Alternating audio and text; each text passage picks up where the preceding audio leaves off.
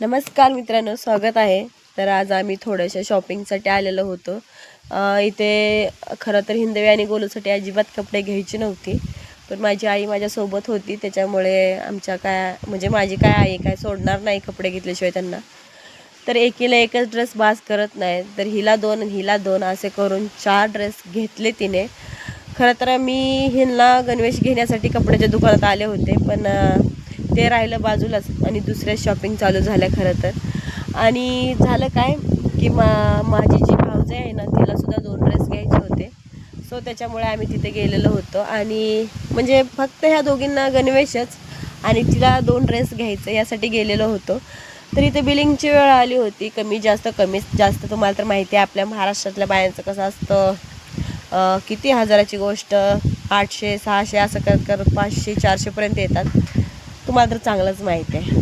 तर बघू शकता ही हिंदवीची गोलूची कपडे आहेत आणि इथं माझ्या हिंदवीचं काय चालू होतं काय माहीत नाही, पण वरुण धवनच्या डोळ्याचं माप घेत होती एवढं खरं आहे. आणि तिचंच बघून बघून गोलू पण गेला होता माप घ्यायला खरं तर. आणि इथं सिकंदर शेख त्यांचे वडील होते आणि माझे वडील त्यांना बोलत उभा राहिले होते.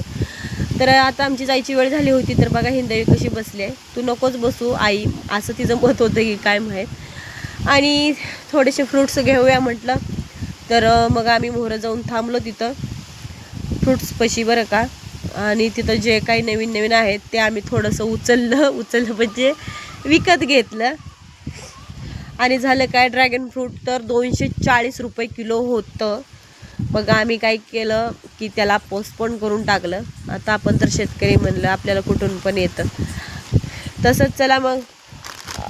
तर मी काय काय नवीन फ्रूट्स दाखवत होते. स्वीट म्हणजे ते काय आहे हे मला कळलंच नाही बरं का. ते स्वीट ज्याच्यावरती लिहिलेलं आहे त्याच्यावरती चिंचचं चिन्ह आहे. तर आम्ही निघालो होतो. मला वाटलं आता घराकडे जायचं, पण घराकडे काय जायचं नव्हतं.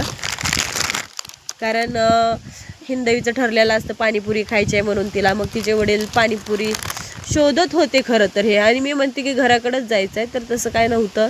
नंतर मला कळालं की पाणीपुरी घ्यायला चाललो आहे. मग काय कुठं दिसली नाही म्हणून आम्ही काय केलं, युटर्नच मारली गाडी तिथूनच. आणि मग काय आम्ही वळालो आता आमच्या घराकडे. आता हे स्टँडच्या मोहरं, हे जे सगळे पब्लिक लोक बसलेत ना, हे स्टँडच्या मोहरं बसले. स्टँड थोडंसं आतमध्ये आहे, तुम्हाला दिसेल. हे बघा, दिसलं असेल स्टँड तुम्हाला. तर हे सगळे आजूबाजूची दुकानं आहेत मोहोळमध्ये. आणि मोहोळच्या बाहेर तर काय नागनाथ, हे नागनाथच कॉलेज आहे. तर बघू शकता तुम्ही. तर नंतर आम्ही घरी आलो. म्हणजे सॉरी बरं का, चुलत सासूबाई सख्या चुलत आहे त्यांच्या घरी गेलेलो होतो आम्ही. तर बघा हिंदवी कशी खेळती. गोलूचं तर काय नाही, भांडी चालू होती खेळायची. आणि मी ज्या कामासाठी गेले होते ते माझं गळ्यातलं तुम्ही बघू शकता.